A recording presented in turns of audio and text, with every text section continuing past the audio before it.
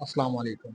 ये कोड मैंने अपडेट कर दिया है इसके अंदर और अब हम इसको एग्जीक्यूट करते हैं। अगर इस कोड को देखा जाए तो सबसे पहले हमने इंपोर्ट टर्टल किया, टर्टल नाम की लाइब्रेरी को प्रोग्राम का हिस्सा बनाया।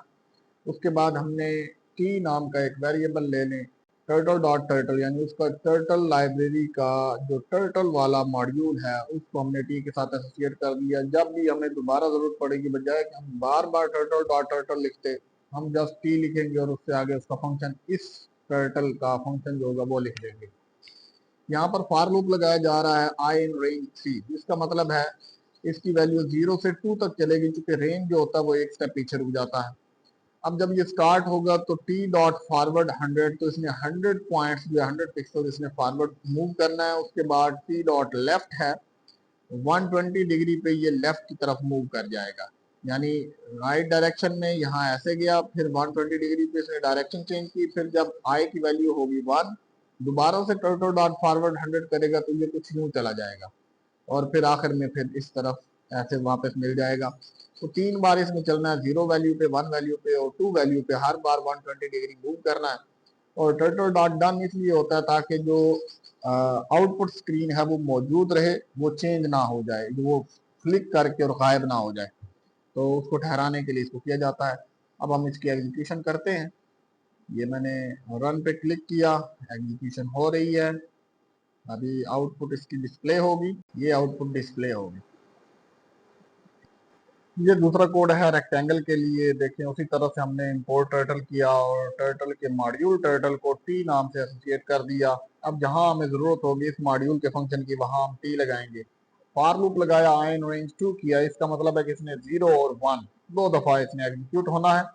और पहली बार जब ये एग्जीक्यूट हुआ तो टी डॉट फॉरवर्ड किया तो स्टार्ट लेगा, फॉरवर्ड 120 पॉइंट्स फॉरवर्ड हो जाएगा। उसके बाद 90 डिग्री पे इसने लेफ्ट होना है, टी डॉट लेफ्ट है तो 90 डिग्री ऊपर की जानिब हो जाएगा।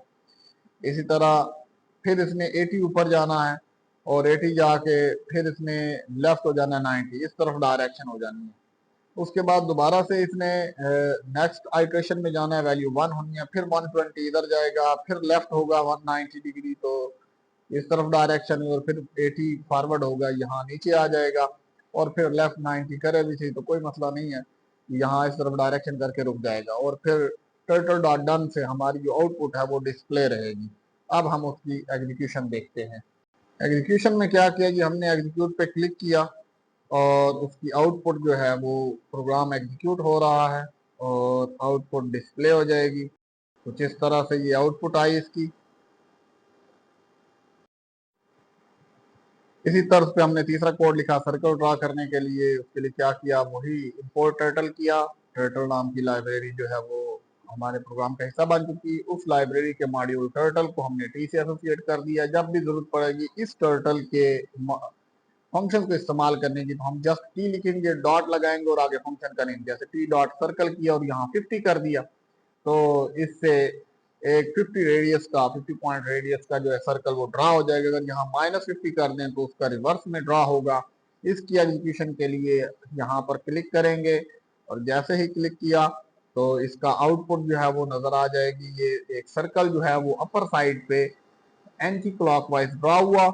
इसी तरह अगर हम इसको -50 कर दें, -50 कर दें और फिर इसको एग्जीक्यूट करें तो अब डाउनवर्ड सर्कल जो है एक क्लॉक वाइज नीचे की तरफ से वो ड्रा हो गया। पहले ऊपर की जाने बना था।